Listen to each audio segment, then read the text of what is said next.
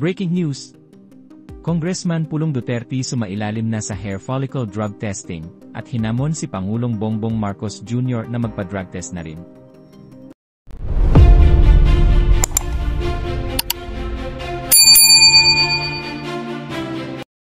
Tahasang hinamon ni Davao City 1st District Representative Paolo Pulong Duterte sa hair follicle drug testing si Pangulong Marcos Jr. at lahat ng mga opisyal ng gobyerno.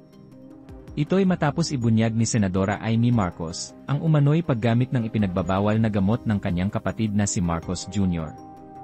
Ayon sa kongresista, kailangan na raw malaman ng publiko ang katotohanan, lalo't ang mga anak at kinabukasan ng bawat Pilipino ang nakasalalay. Hindi rin daw ito personal, kundi para sa transparency at integridad sa pamahalaan. Sinabi pa ni Pulong na matagal na nilang isinusulong sa Kongreso ang hair follicle drug testing para sa lahat ng opisyal ng gobyerno dahil mas tiyak at mas hindi nalulusutan ang ganitong klaseng pagsusuri.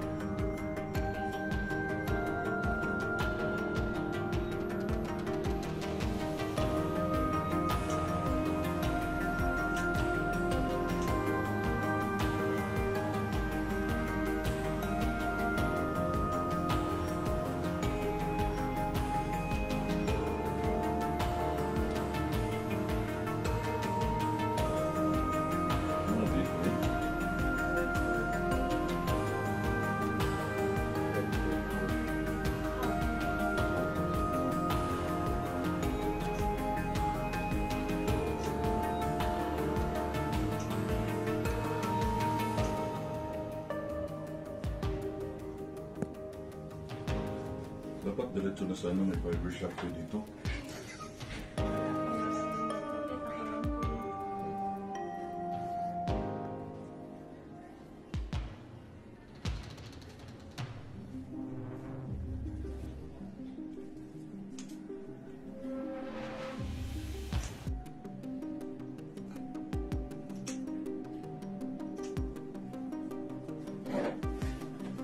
Undercut.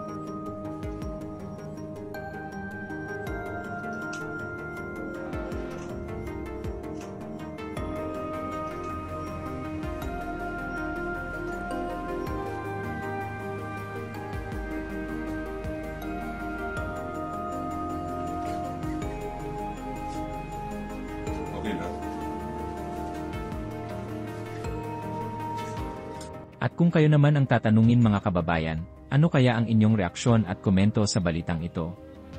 Please comment down below at huwag na rin kalimutang i-like at share ang ating video. Thank you for watching.